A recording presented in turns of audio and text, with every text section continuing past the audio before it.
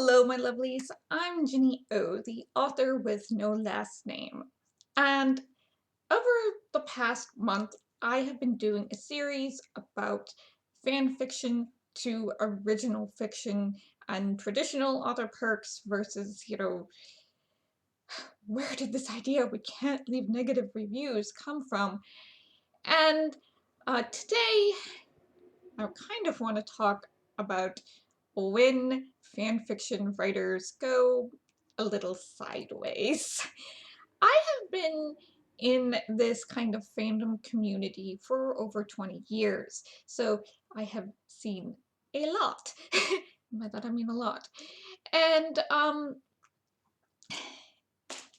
there are some very kind of strict rules and guidelines that fan fiction authors in general follow in order to keep themselves in the concept of fan fiction within these nice little squares of legality, so we don't get taken down. That, the powers that be do not get offended, whether the powers that be a publishing house, an author, or a big mega corporation, which most publishing houses are now.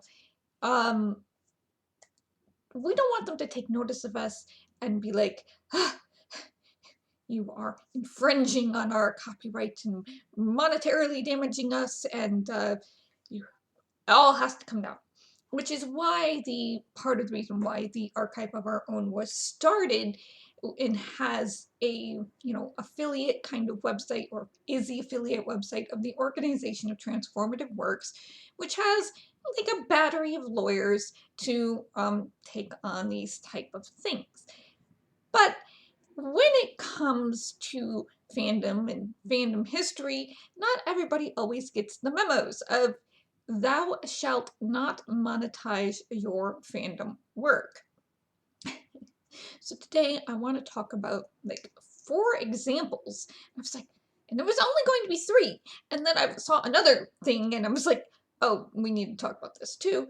Like 4 examples of when fandom authors have gone sideways. And I'm going to use actual names, and some of this has been settled in court, and some of this has not. So for one of it, it's going to be allegedly until it is either settled through some sort of cease and desist or through the court system, which I don't even think it's made it there yet. So today we are going to talk about The Lord of the Kings, a Susan Pevensey Narnia sequel, James Potter, and Romilly King. So won't this be fun? All right, so first off, let's talk about the latest news, the Lord of the Kings. So after Amazon published their television show, The Rings of Power, an author on Amazon named Demetrius Polychron accused Amazon of plagiarizing his Lord of the Kings sequel to Lord of the Rings that he was publishing on the Amazon website through Kindle Direct Publishing.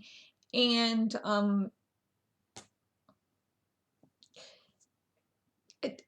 this is one part where I always go, what, you doing what? And, trying to make money off of a sequel to Lord of the Rings, and it was titled Lord of the Kings.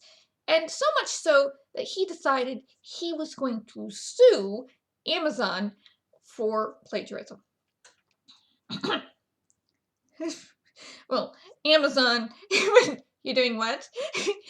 Okay, and as far as I can tell, then they alerted the Tolkien estate. The Tolkien estate filed a separate lawsuit against Polychron for his works of the Fellowship of the King, and in a permanent injunction to prevent the fanfiction series from being further distributed. Alright, so what went sideways? So I hope you understand, and I want you to understand that the Tolkien estate owns the copyright IP of The Lord of the Rings, The Hobbit, anything within that universe. So when Demetrius Polychron decided to write his sequel, he had 101 other better choices than to put it on Amazon and try to sell it as if it was his own intellectual property and original work. In America, in the United States of America, we have this thing called the public domain. And the public domain has been, limited, as copyright is expanded and so on and so forth, until as of January 2024, for things like books and movies and a certain amount of music, the only things that are in the public domain are things published before 1928. So, given that The Hobbit was not published before 1928, and The Lord of the Rings was definitely not published before 1928, the Tolkien estate owns the intellectual property of Lord of the Rings and the surrounding universe, and it can license out to other authors, to TV show producers, to movie producers, for plays and things like that. It can license out that property for other people to, work in to create things, which they did with the Lord of the Rings movie trilogy, the Hobbit movie trilogy that shouldn't have been a trilogy, like a duology maybe. They did it, and they've done it for the Rings of Power. There's been an animated, Hobbit and everything.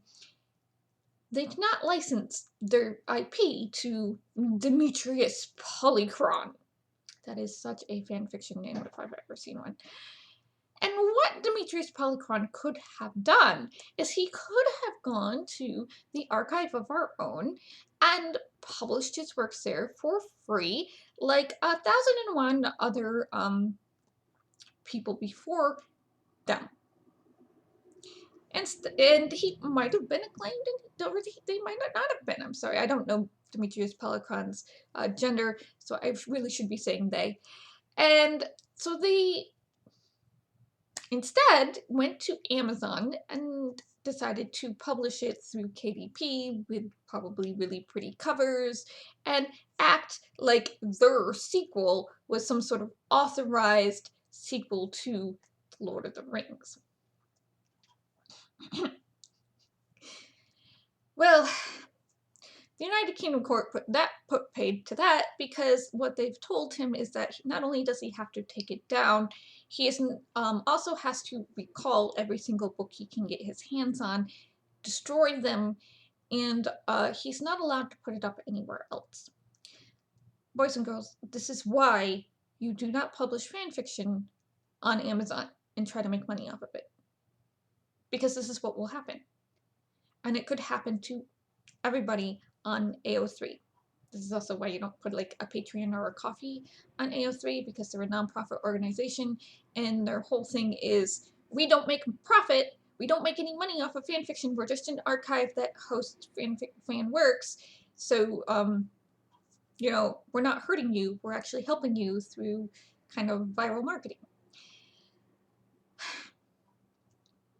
There are a lot of people who think copyright is like way too broad and way too expansive, and they want to make money off of fan works, so they will try to make money off of fan works because they're like, well, fan art, you can make money off of fan art, why can't you make money off of fan fiction? And there's some very interesting different delineations between fan art and fan fiction, especially when fan art is considered more transformative, especially than fan fiction is. It's one of those just weird little things, but That's just the way it is. That is the way it has always been. And saying, saying that it's wrong and should be changed is not, necessarily going to change it unless you have a battery of lawyers more powerful than the Disney lawyers, okay? So, Demetrius Polychron could have kept his mouth shut. And because there are millions and millions of books through KDP on Amazon, he might have slipped under the radar for a lot longer. But because they didn't keep their mouth shut and they decided to go after Amazon, they brought themselves to the attention of the Tolkien estate. And now the Tolkien estate can basically take their Lord of the Kings sequel and do whatever they want with it. Even if that's, consigning it to the dustbin of history. Which kind of brings us to our second example. So, I want to say this is back in 2019. Let me take a look. So this was, yes, in 2019. I ran across this in 2019. So there was a author named Francis Bufford, or Spuford, and he wrote a book called The Stone Table. Okay, and as far as I'm aware, it is, or it was, a sequel to The Last Battle.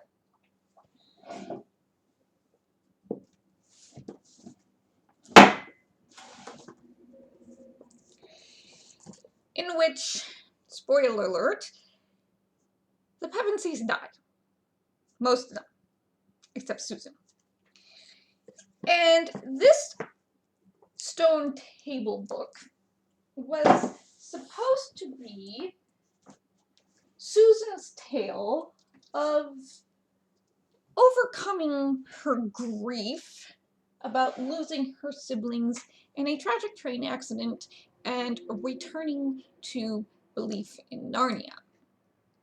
Now, there is in the Narnia fandom a very large vocal majority who gets kind of upset about Susan's story kind of ending the way it did. Now, Lewis has a Lewis's estate, and Lewis himself kind of had this standing order in one of his letters to one of his fans who wrote to them about the Susan conundrum. He wrote back to them and told them, I want you to come up with Susan's story. It is up to all of you. I want you all to write Susan's story.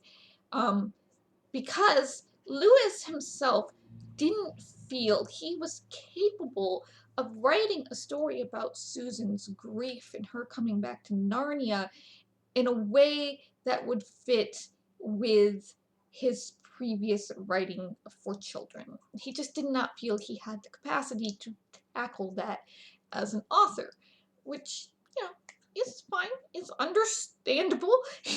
That's what he wanted, and that's what it is. But Francis Buford had got into his head that he wanted to write the Stone Table story, and his agent was saying, it reads exactly like Lewis, it's a seamless, he caught Lewis's voice, which is kind of like your dad telling you you're pretty, but okay. And he sent it to the Lewis estate and asked them if he could publish it. And then, in order to put pressure on the Lewis estate, he had an article written in The Guardian about sending it to the Lewis estate. Okay. This is just one of those other things you do not do. Okay. Authors are very, very vocal, especially published authors, about not reading fan works because they don't want the legal liability of if they read a fan work and it, sparks an idea in their head or it jives with the idea in their head that they've already had, they don't want to be accused of plagiarizing that fan work and, you know, being sued, which is, you know, what happened with Demetrius Polychron. So when you, as a person, send in something in general to a creator you like, it will most likely never make it to their desk. If they have like an intern or an agent or something, it will end up in a trash can, in a bin, because they just don't want that legal liability. They want you to have fun. They want you to create fan works. It's just they can't interact with them out of this kind of fear about copyright infringement, which, you know, only happens once every, you know, 30, 40 years type of thing. You know, this is the Demetrius Polychron is the first one I've ever seen actually go after somebody, you know, like, whoa. But the other thing is, okay, say that this does make it to the desk of the Lewis estate. Well, you've just sent it to them. And sure, you're asking permission to publish it, but the Lewis estate owns the IP. You have just given them something. And they can pretty much, because they own the IP, do whatever they want with it. Even it is dustbins of history, okay? So even though, you know, estates and authors are like, well, we don't want to be accused of stealing, at the same time, if you send it to them, it's out of your hands. You no longer own it. So, you know, Francis Buford, I'm sure he wrote a nice story. Okay, and nobody's probably ever going to see it, and I never heard how this actually ended up, but he had, again, a choice. He could have gone online, you know, read Neil Gaiman's Tor article about the problem with Susan, and, you know, he could have done a lot of things.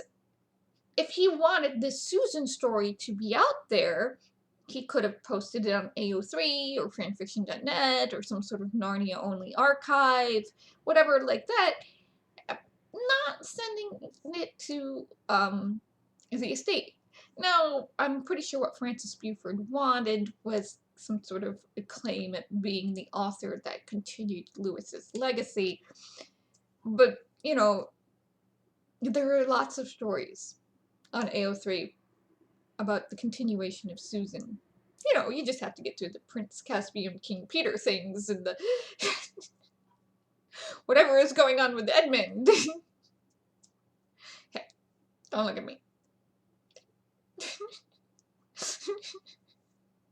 It's there to destroy your childhood, okay? Wait, and so let's talk about the third one, which is kind of, once again, affiliated with this don't send it to the author, don't have it come to the author's attention thing. And that is the G. Norman Lippert's James Potter series.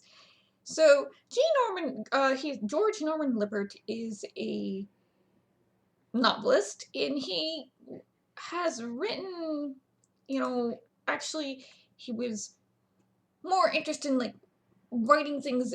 He seems to be more interested in writing things in the tone of different authors, like Stephen King, but he wrote a James Albus Potter series of novels. And he had this website, it kind of went viral. A lot of people thought that this was J.K. Rowling under a different name continuing the Harry Potter series because he had really nice covers. And I can't find a lot about this because this is back, you know, in early 2000s when there's not a lot of archiving about, even if I go to the Harry Potter Wiki, they don't have a lot of archiving about what was actually going on, other than the fact that it was controversial. But if you read between the lines and you're looking at the comments, and I was looking through comments, the reason why this was controversial was because this is an example of an author charging for fan fiction. Because he was using the James Albus Potter character, it appears, allegedly, that G. Norman Lippert here thought that he could get away with copyright infringement because he was just, he was using a character that she had mentioned once in the, in the epilogue of Harry Potter and the Deathly Hallows, okay? So he thought, just because it was here, he could do that. And as far as I can tell, there are people who say they have physical copies, of the James Potter. I don't know how many books he had put out before this kind of came to J.K. Rowling's attention, but they had physical copies of the book. Okay, so this is again kind of like the Lord of the Kings thing. He was charging money for physical copies. All right, this is where copyright law, if you ever pause or have the time to watch your FBI warning on the front of your DVD or Blu-rays, this is where the copyright clause of, even if you're only charging the amount of money it takes to print a book, even if you're only charging that in shipping, so you're not making any profit off of it, it does not matter. Okay? It doesn't matter because you're making a physical copy.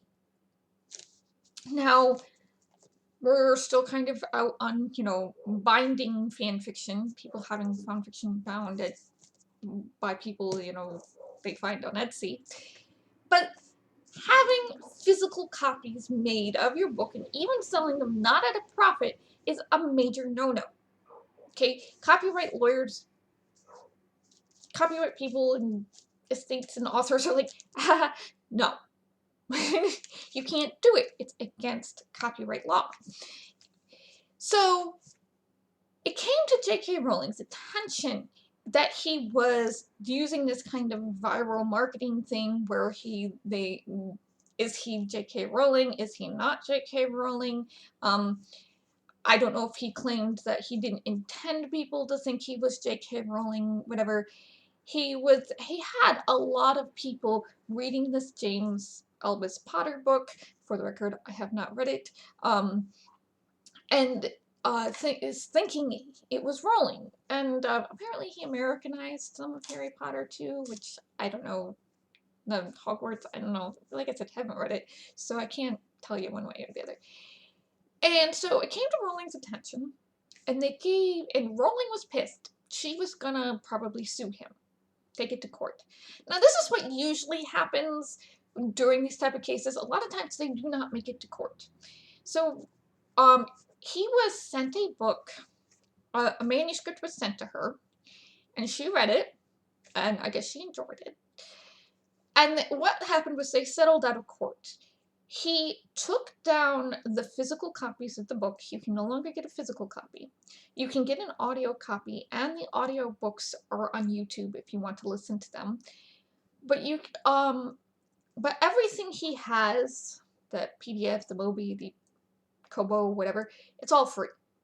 He still has the website. You can go to the website. You can download all 7 books for free.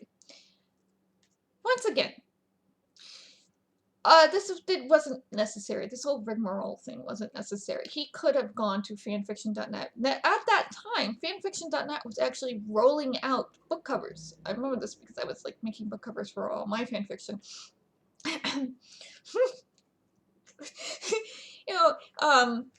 So they were rolling out book covers on fanfiction.net, so you could have your own little tiny thumbnails, so, to entice people on top of your summary and stuff like that. He could have done that. AO3 wasn't a thing yet. And yeah, when you're sitting here going, yeah, I'm older than I remember AO3 coming into existence. But he could have done that, and I don't know if he would have gotten quite so much acclaim for it, but he could have done that in order to post his story instead of almost ending up in a lawsuit with J.K. Rowling because he had a erroneous view on copyright. Now, this last one going to talk about is Romilly King. And here's where we enter the allegedly portion of the program, because this has not been resolved. So Romilly King is I'll just put that down, a romance author on Kindle Direct Publishing on Amazon. Now, if you are interested in treating publishing books as a get-rich-quick scheme, doing romance on Amazon is literally the way to go. And what happened was there was somebody reading a Romilly King book, and they realized, oh my god, I have read this before. And they went to their AO3 bookmarks, found a supernatural fan fiction. I don't know if it was Wincest or not, but it was a supernatural fan fiction that had been posted on AO3 some years back. It was complete. It was, well done, probably, pretty popular in fandom circles. And they started comparing the book allegedly written by Romilly King, and the story on AO3. And they found quite a few similarities. Like, I don't remember how many images they posted on Twitter when they were doing this, but it became quite the Twitter thread. And so they, in turn, the reader went, and the great thing about AO3 and any fanfiction archive is, in general, you can find an email for the author or a comment to the author to tell them, to get in touch with them. So they got in touch with the author on AO3. And the author was, let me see if I can find the name of the author. Yes, it was a Dean Castile fic. Oh, thank God it wasn't Winston. By Blue_Jack on AO3. And they got in touch with them and said, hey, did you, file the serial numbers off and post this to Amazon to make money? And they're like, Blue Jack was like, no, dog, I didn't. And so this started this entire controversy. I don't think it was quite as bad as Copy Paste Chris, but people started going into the rest of Romilly King's books and looking to see if they were taken off of AO3. And allegedly, they found more. Now, it's been like 3 years since this has happened, and as far as I can tell, nobody has taken this to court. I don't know if cease and desists have done anything, but it's all still in the nebulous allegedly phase. Now, when you have this much evidence where, it's like, well, it shouldn't be allegedly, Jenny. We gotta say that to avoid lawsuits. So, allegedly, Romilly King has stolen, plagiarized from Blue_Jack and other authors to meet the seller qualifications on Amazon KDP, which is one book every 3 months. If you're wondering why I'm sitting on 6 of them of different series, this is why. Okay, so this is kind of one of the mini scams that you will run across on Amazon. And this is actually one of the ones that is going to, it hurts readers more than many of the other ones, because it's not really great for people to be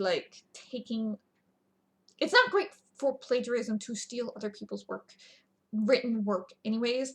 And I understand that many people think, but it's only fan fiction is going to absolve them legally. That's not how copyright and plagiarism works.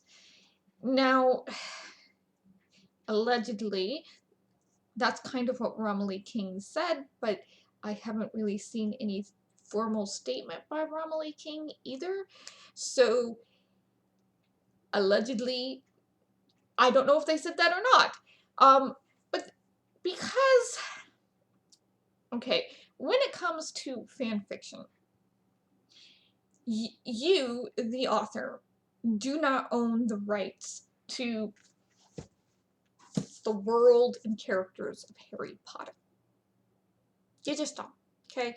You did not come up with this. And that's how G. Norman Lippert got in trouble, because he thought, well, I can write in the world and use a new character and I'll own the copyright to it. But he didn't come up with that world, and he didn't come up with the original characters. It's the exact same thing that got, you know, Demetrius Polychron in trouble, okay? You don't own that, okay? However, what you as a fan fiction author own are the execution of the ideas in your story. You own your dialogue, you own your description, you own how the plot plays out in the story. So if you, the fanfiction author, wanted to take that time to remove the Dean Castiel supernatural world from that story and repackage it as an original story, which is actually harder than it looks, this person who's doing it like 2 or 3 or 4 different ways, and repackage that story and post it as an original work with like Romilly King did, without actually owning that execution. That's how you get books like 50 Shades of Grey and After and Cassandra Clare's The Mortal Instruments. That's how that happens. And because they wrote those plot lines and wrote those stories and were able to change it enough to make it feel like original fiction, they were able to go, I have removed the IP from it, I can now make money from it. Whereas Romilly King, while she's doing that type of, they are doing that type of editing work, they don't actually own the execution of the ideas. So they are still stealing, plagiarizing, and infringing on the copyright of Blue_Jack, allegedly. Now, this is actually a case that if it went to court, it would probably help fanfiction writers, because right now, fanfiction writers, we don't have a lot of protection when it comes to people plagiarizing our actual execution of words. But I don't know if there's going to be any sort of lawyers who want to take that on, or an author a fandom author who's going to want to do it. Right now, all that the fandom authors can do when they find this on Amazon, because Romilly King is allegedly not the only one doing this, because of Amazon's seller insistence of a book every 3 months, it is much easier for people who want to make money off of books to go to AO3, download an entire HTML PDF of a fanfiction story, and change things and post it to Amazon. That type of editing is a lot faster than writing an 80,000 to 110,000 word book, even if it's not morally, ethically, or legally correct. Okay, so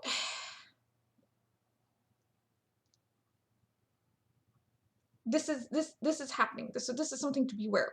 So it would, all we have as authors, is fandom authors, is the cease and desist. You know, can you prove to Amazon that you wrote this first? And you have to take pictures of when it was published on AO3, and, you know, copies side-by-side copies of the book, whatever, to prove this, and then all Amazon will do is force them to take it down, and if they get enough marks against them, Amazon will shut their author thing down. If they do enough scams, Amazon will kill their seller account.